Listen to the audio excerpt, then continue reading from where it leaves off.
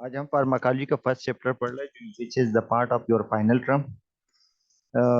हमारा टॉपिक क्या है? Gastrointestinal disease, diarrhoea. इसमें एक डायरिया एक पार्ट ऑफ डिजीज है कि what is diarrhoea. Diarrhoea is still a killer children killer of children under 5 years, and according to our report by UNICEF, every day 8,000 children die of diarrhea dehydration. Diarrhoea जो है अभी तक killer है for the children, बच्चों के लिए जिन लोगों की उम्र 5 साल से कम है। और एक रिपोर्ट, यूनिसेफ की एक रिपोर्ट के मुताबिक रोज़ाना 8,000 बच्चे मर जाते हैं डायरिया की वजह से और डिहाइड्रेशन की वजह से, यानी पानी की कमी की वजह से। Diarrhoea due to dehydration.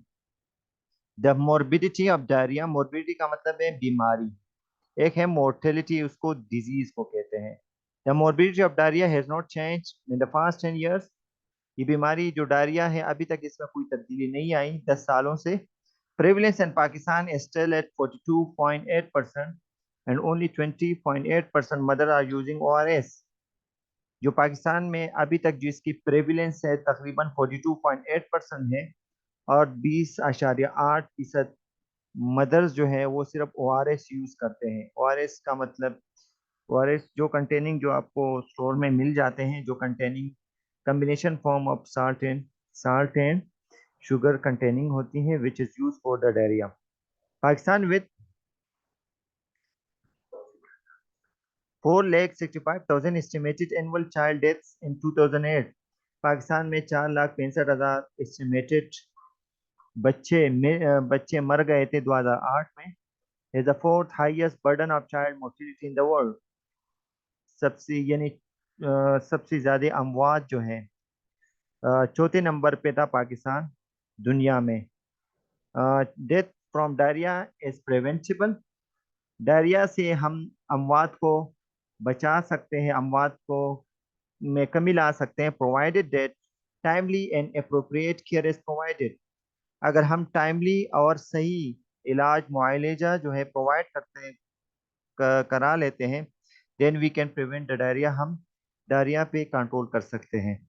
Diarrhoea is characterised by loose watery stools और a frequent need to have a bowel movement.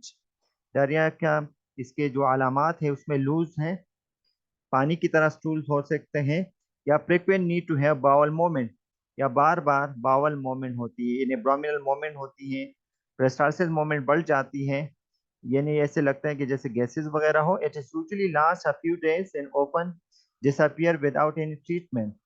ये तकरीबन कुछ दिनों के बाद गायब भी हो सकते हैं, बगैर किसी इलाज के सही भी हो सकते हैं। Diarrhoea diarrhoea can be acute और क्रॉनिक। डायरिया जो है एक्यूट भी हो सकते हैं, क्रॉनिक भी हो सकते हैं। क्रॉनिक का मतलब खतरनाक हद इख्तियार कर सकते हैं। Acute diarrhoea occurs when the condition lasts for 1 or 2 days। Acute diarrhoea हम इसको कहते हैं जब डायरिया या दस्त की बीमारी जो है 1 से 2 दिन तक रहती है, इसको हम एक्यूट डायरिया कहते हैं। अगर इससे ज्यादा हो जाए फिर हम इसको क्रोनिक कंडीशन कहते हैं। According to the W world health organisation के मुताबिक डायरिया की तारीफ जो है, diarrhoea is defined by world health organisation is at having at having 3 or more loose और लिक्विड स्टूल्स पर डे। अगर किसी भी फर्द या क्लाइंट को 10 जो है पर डे, दिन में 3 या इससे ज्यादा हो जाए, और having more stool than is normal for that person, या नॉर्मल लिहाज से दिन में यानी 3 से ज्यादा हो जाए, इसको हम क्या कहते हैं? डायरिया कहते हैं। Diarrhoea the passage of 3 or more than 3 loose और वाटर स्टूल इन 24 आवर्स। अगर 24 घंटों में 3 या इससे ज्यादा पानी की तरह लूज स्टूल हो, इसको हम डायरिया कहते हैं। और passage of 1 or more bloody stool, या एक से ज्यादा खूननमा स्टूल आ जाए, इसको भी हम डायरिया कह सकते हैं। British society of gastro enterology defines diarrhea as the abnormal passage of loose or liquid stool more than 3 times daily, and or volume of stool greater than 200 grams per day। गेस्ट्रोएंट्रोलॉजी जो है इसके मुताबिक diarrhoea की definition बताई गई है कि abnormal passage जो हो, एबनॉर्मली लूज स्टूल हो या लिक्विड की तरह बड़ा पेशाब आ जाए, मोर देन 3 स्टूल, 3 से ज्यादा स्टूल आ जाए, सही है, डेली, या 2 ग्राम 200 ग्राम पर डे, इससे ज्यादा स्टूल आ जाए, इसको हम फिर डायरिया कहते हैं। डायरिया एटियोलॉजी, इसके क्या कॉजेज हो सकते हैं? एटियोलॉजी, इन्फेक्शियस, इन्फेक्शन की वजह से भी हो सकता है, फूड पॉइजनिंग की वजह से भी हो सकता है, ट्रेवलियर डायरिया भी हो सकता है, और एंटीबायोटिक्स भी हो सकते हैं। यानी एंटीबायोटिक इंड्यूस भी हो, जैसे अगर आप लोग बाज़ औक़ात एगमेंटिन भी खाते हैं, इससे भी इंड्यूस हो सकते हैं। और कुछ ऐसे ग़िज़ाइयत खाते हैं गंदा, जरासीमी, सफाई का खास ख्याल नहीं रखते, तो फूड पॉइजनिंग हो सकती है, इसकी वजह से भी डायरिया हो सकती है, और ट्रेवलर डायरिया भी है। डायरिया पॉजिटिव एजेंट्स में कौन कौन से, बैक्टीरियल एजेंट में कौन कौन से सजीला स्पीसीज है? ई कोलाई, ई कोलाई भी है, वाइब्रो क्लोरिया क्लोरा भी है, और क्लोस्ट्राइडियम डेफिसल भी है। These are the bacterial agents which can cause the diarrhoea, positive agents. जबकि वायरल एजेंट्स में क्या है? रोटा वायरस है और एडिनो वायरस है मोस्ट कॉमनली। पैरासाइटिक एजेंट में क्या है? एंट एंट एमोबा, हेस्टो हेस्टो हेस्टोलाइटिका है, और गैर्डिया है, और क्रिप्टो क्रिप्टोवस वगैरह है। These are the parasitic agent.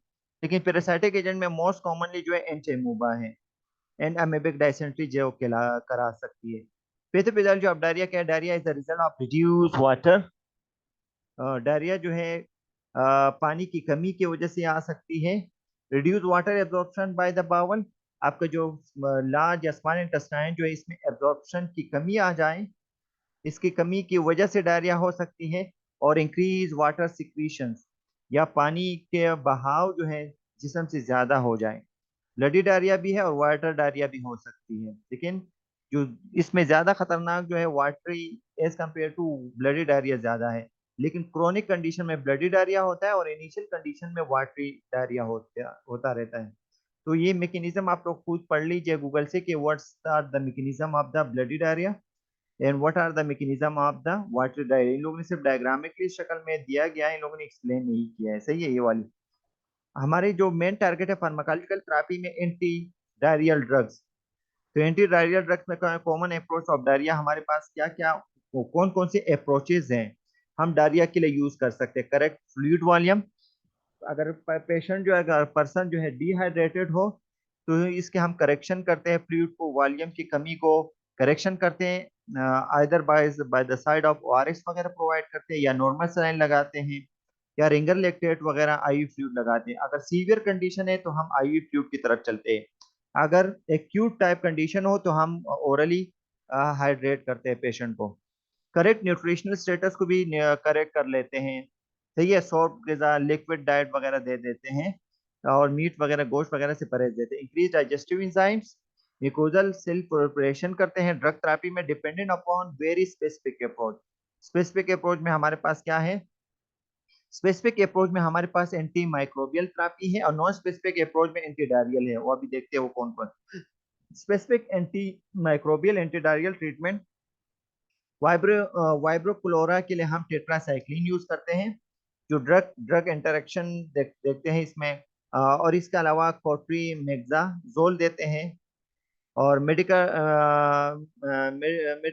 Drug resistance में क्या क्या देते हैं? नोरप्लाक्स वगैरह देते हैं। सजीला लाइक बैक्टीरियल कंडीशन में हम सेप्रोफ्लॉक्सासिन, और इकोलाई में भी सेप्रोफ्लॉक्सासिन देते हैं। क्लोस्ट्राइडियम डेफिसल में हम फर्स्ट चॉइस जो है हमारे पास मेट्रोनिडाजोल है, जो फ्लैजिल कहलाते हैं, एमपीजेड शॉर्टकट में हम देते हैं। सेकंड चॉइस अगर ये फेल हो जाए तो हम विनकोमाइसिन देते हैं। और एम्बेसिस में हमारे पास फर्स्ट चॉइस जो है वो क्या है? मेट्रो मेट्रो मेट्रोनेडाजोलिस्ट वगैरह देते हैं।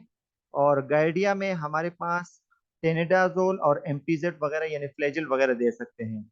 Non specific anti diarrhoeal drugs, जो नॉन स्पेसिफिक है, जो फर्स्ट चॉइस है हमारे पास बल्क फॉर्मल, जो आपकी इंक्रीज कंसिस्टेंसी को बढ़ा देती है, कंसिस्टेंसी को। Not specific on electrolytes, not work on mucosal cell पे काम नहीं करते, इंक्रीज कंसिस्टेंसी को बढ़ा देती है, जो बल्क फॉर्मल कंडीशन जो ड्रग है। वो कौन कौन से इसमें जो बल्क फॉर्मल या एड्जॉर्बेंट ड्रग, इसमें कौन कौन से आते हैं? इसमें स्पगोल हस्क आते हैं, स्पगोल हस्क को हम साइलम भी कहते हैं, और मिथाइल सेल्यूलोज वगैरह। These are the first adsorbent bulk former drug which are the non specific anti diarrhoeal drugs. सही है, ये हमारे पास non specific anti diarrhoeal drugs है। तीसरा हमारे पास, हम कभी कभी, यानी ये नॉन स्पेसिफिक की कोई दवाई नहीं, हम स्पगोल वगैरह भी दिला देते, कभी दही में मिला के देते, कभी मिल्क में, कभी सिंपल वाटर में हम स्पगोल हाथ जो है वो मिला के दे देते पेशेंट्स को। when the patient is having constipation, when the patient is having diarrheal like condition, या कोई बनाना के साथ दे देते हैं, आप लोगों ने यूज किया होंगे। तो these are the non specific anti diarrhoeal therapy है। जो सेकंड चॉइस हमारे पास, सेकंड एंट्री सेक्रेटरी ड्रग, वो कौन कौन से हैं? सल्फा सेलाजीन है, और मेजलजीन है। इट्स एमाइनो सिलाइसिक डेरिवेटिव है, जिसका काम क्या है? इनहिबिट कॉक्स एंजाइम प्रोस्टाग्लैंडिन को की प्रोडक्शन को कम कर देते हैं। सेकंड अप्रोच में हमारे पास क्या आ जाते हैं? सेकंड अप्रोच में इंक्रीज साइक्लिक एमाइनो मोनोफॉस्फेट या सीजीएमपी पाथवे, जो क्या करते हैं? सिकेटरी एक्टिविटी को इंक्रीज करा देते हैं। सिकेटरी एक्टिविटी को क्या करा सकते हैं? इंक्रीज करा सकते हैं। थर्ड चॉइस हमारे पास non specific anti diarrhoeal drug में हमारे पास, थर्ड चॉइस में हमारे पास क्या है? एंटी मोटिलिटी ड्रग, यानी आपकी एब्डोमिनल मोटिलिटी को क्या कर सकती है? कम कर देती है, जो ओपाइड एनालॉग्स है। इसको ओपाइड एनालॉग्स भी कहते हैं, जो क्या करते हैं? डिक्रीज पेरिस्टाल्सिस मोमेंट, जो एब्डोमिनल पेरिस्टाल्सिस को कम कर देती है। और इसके अलावा डिक्रीज इंटेस्टाइनल ट्रांजिट टाइम्स, और इंटेस्टाइनल जो ट्रांजिशन टाइम्स है इसको भी डिक्रीज करते हैं। इसमें जो हमारे पास मोस्ट कॉमनली जो ड्रग्स है वो कौन कौन से? कोडीन है, लोपेरोमाइड है, और डिफाइन ऑक्जिलेट है। आप लोगों ने लोपेरोमाइड और डिफाइन ऑक्जिलेट जो है, ये आप लोगों ने मोस्ट कॉमनली यूज किए होंगे। और आज आप गूगल भी सर्च कर लो कि कौन कौन से ड्रग में कौन कौन से, आइदर ये एंटामिजोल डीएस में पाए जाते हैं। ये लोपेरामाइड जो है सिंगल ड्रग है, ये हमारे पास एज अ टेबलेट फॉर्म में हम देते हैं पेशेंट्स को। Which are the third anti motility, जो आपके एब्डोमिनल मोटिलिटी, जो वाटर लाइक डायरिया होते हैं, तो हम ये दे देते हैं, तो एब्डोमिनल पेरिस्टाल्सिस मोमेंट को कम कर देते हैं। लेकिन ये प्रोलॉन्ग टाइम के लिए हम यूज नहीं कर सकते, क्योंकि this can cause the constipation, ये कब्ज करा सकते हैं। तो ये हमारे पास कौन सा था? एंटी डायरियल ड्रग्स था। इसके साथ ही ये हमारे पास